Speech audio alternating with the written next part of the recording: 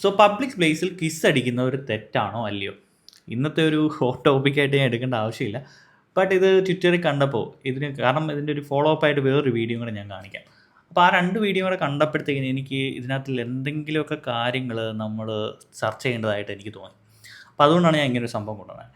ഇപ്പോൾ ഇതിനകത്ത് 2 പക്ഷമായിട്ടുള്ള ആൾക്കാരാണ്. ഒബീസ്ലി ഇങ്ങനെയുള്ള കാര്യങ്ങൾക്ക് 2 പക്ഷം എപ്പോഴും ഉണ്ടാവും. ഒന്നെന്ന് പറയുന്നത് ഒരു പബ്ലിക് പ്ലേസിൽ നിങ്ങളിങ്ങനെ കാണിച്ചുകൂടാ, ഇത് തെറ്റാണ് എന്ന് പറയുന്ന ആൾക്കാരാണ്. ബിക്കോസ് എല്ലാവരുടെയും എല്ലാ ഫീലിങ്സും പബ്ലിക് പ്ലേസിൽ കാണിച്ചുകൂടാ. ബീയിങ് റെസ്പോൺസിബിൾ കുറേയധികം കുട്ടികളാണെങ്കിലും അല്ലെങ്കിൽ ലൈംഗിക ധൈര്യം ഉള്ളവരൊക്കെ ആണെങ്കിലും ഇതൊക്കെ കണ്ട് വേറെ രീതിയിൽ നിങ്ങളെ അല്ലെങ്കിൽ ആ ഒരു ആക്ഷനെ വേറെ രീതിയിൽ ചിത്രീകരിക്കാം അല്ലെങ്കിൽ വേറെ രീതിയിൽ എടുക്കാം. That's A truth.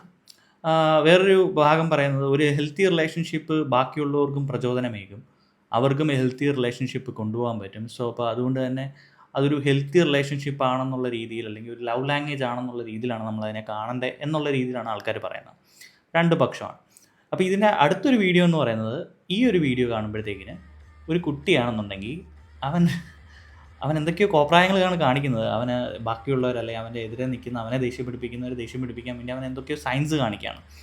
ഇതും അവൻ്റെ ഫീലിങ്സ് അവൻ വെളിപ്പെടുത്തുകയാണ്. ഇതും ഇന്ത്യയിൽ തന്നെയാണ്. സോ തെറ്റാണോ എന്ന് ചോദിച്ചു കഴിഞ്ഞാൽ അബ്സല്യൂട്ട്ലി തെറ്റാണ്.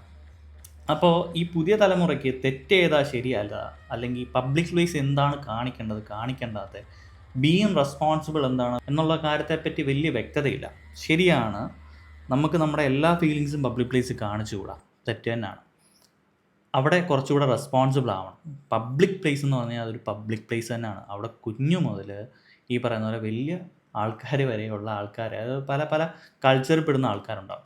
സോ അവിടെ കുറച്ചും കൂടി റെസ്പോൺസിബിൾ ആവുക. നമുക്കുണ്ടാകുന്ന ദേഷ്യമാണെങ്കിലും നമുക്കുണ്ടാകുന്ന അമിതമായ ലവ് ആണെങ്കിലും എവിടെയാണ് കാണിക്കേണ്ടത് എവിടെയാണ് കാണിക്കേണ്ടാത്തത് എന്നുള്ളൊരു അവയർനെസ് ആവശ്യമാണെന്ന് എനിക്ക് തോന്നുന്നു. സോ നിങ്ങളുടെ അഭിപ്രായം എന്താണെന്ന് കമൻറ്റിൽ പറയാം.